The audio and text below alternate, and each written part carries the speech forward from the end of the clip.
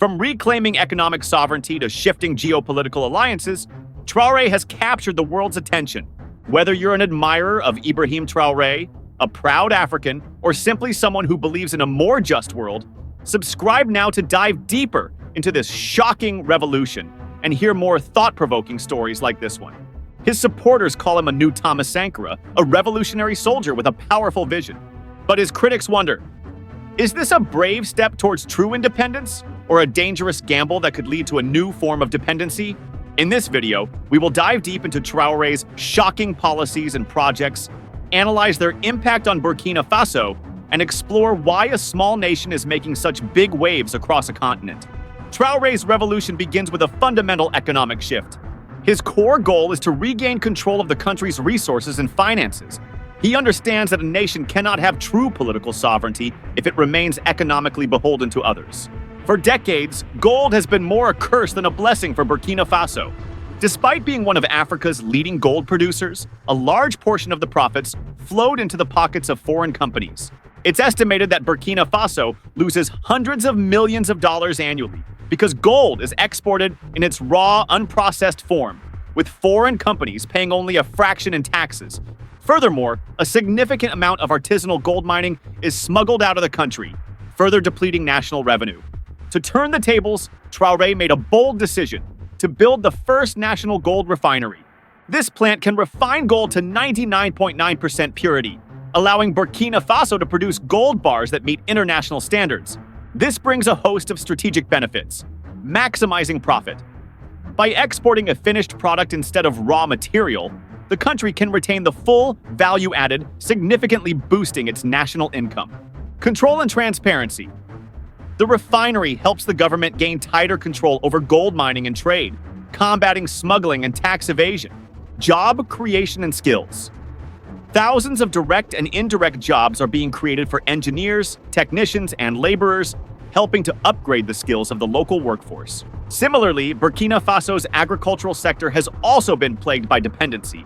Farmers produce large quantities of tomatoes and cashews, but most are exported raw at low prices or simply spoil due to a lack of processing facilities.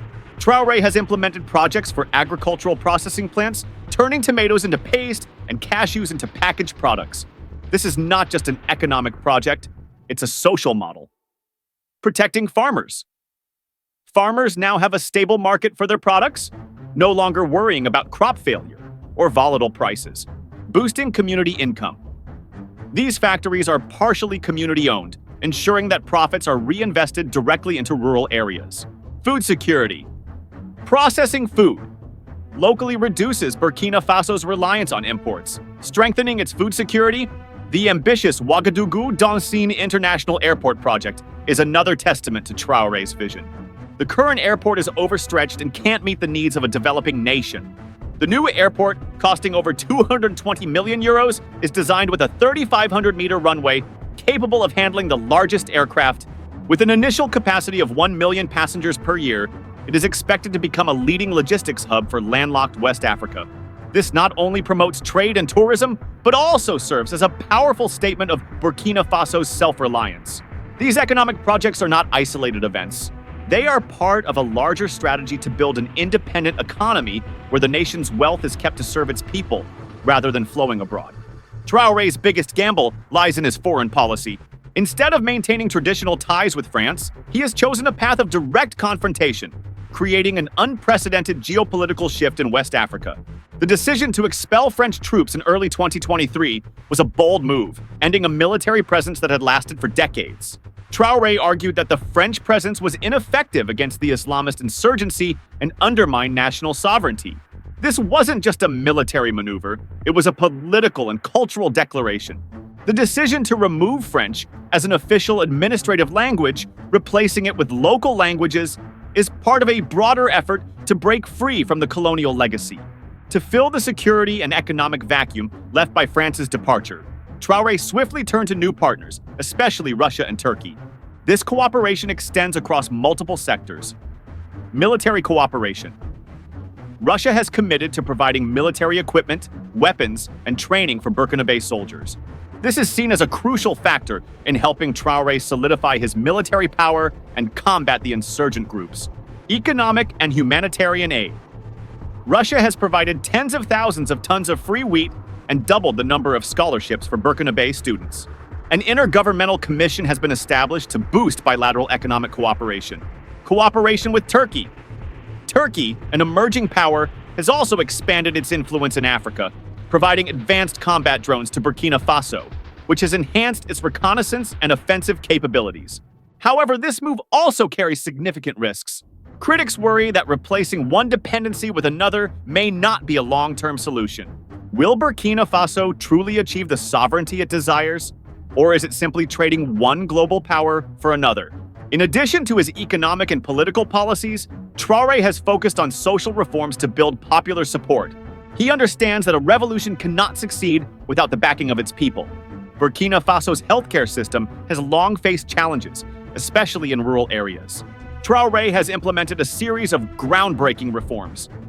Mobile clinics, a fleet of ambulances, and mobile clinics, fully equipped with medical gear, has been deployed to remote areas where people lack access to healthcare services. This initiative is particularly effective in providing basic checkups, vaccinations, and screenings for women and children. Universal health insurance. A national health insurance program is being rolled out with the goal of making healthcare services accessible and affordable for everyone, reducing the financial burden on families. Integrating traditional medicine. A unique policy of Traore's is the official recognition and integration of traditional medicine into the national healthcare system. Centers for traditional medicine have been established to preserve and develop folk remedies while ensuring their safety and efficacy. Facing the threat from insurgent groups, Traore has also strengthened the Volunteers for the Defense of the Homeland, VDP. This is a local civilian militia trained and armed to support the regular army in protecting territory. While controversial, this policy has garnered widespread public support. Empowering and arming local citizens has become a symbol of self-reliance and self-defense, strengthening a sense of national identity. These policies not only address urgent issues, but also reinforce the bond between the government and the people, creating a wave of enthusiasm and patriotism. Despite these initial successes, the road ahead for Burkina Faso is not easy. Traore and his government face many major challenges. Security remains a primary concern. Despite support from new partners, insurgent groups are still highly active, carrying out numerous attacks. Ensuring the safety of citizens and gaining full control of the territory is a top priority and the most difficult task. The mega economic projects require substantial funding and effective management. Global economic instability could impact Burkina Faso's ability to secure financing. Moreover, turning to new partners may lead to isolation from Western nations, which are traditional sources of trade and aid. Traore has faced several coup attempts since coming to power, indicating that internal divisions within the military and political elite still exist. Maintaining stability and consolidating power is a vital task to ensure his policies can be implemented effectively. Ibrahim Traore is often compared to Thomas Sankara, Burkina Faso's great revolutionary soldier of the 1980s. Both share anti-colonial ideals, Pan-Africanism, and a focus on putting their people first. However, while Sankara focused on social and cultural reforms, Traore has pursued a more pragmatic approach, prioritizing security and the economy. Regardless of what he is called, a dictator or a savior, it is undeniable that he has ignited a powerful wave of change, not just in Burkina Faso, but across Africa. He has sent a clear message: African nations can and will determine their own destiny, without the need for approval or interference from any global power. The future of Burkina Faso remains a big question mark. Will Traore's gambles bring long-term prosperity and lasting independence? Or will they just be a brief chapter in the country's turbulent history? The answer won't be found in the promises made today, but in the results delivered tomorrow for millions of Burkina Faso people.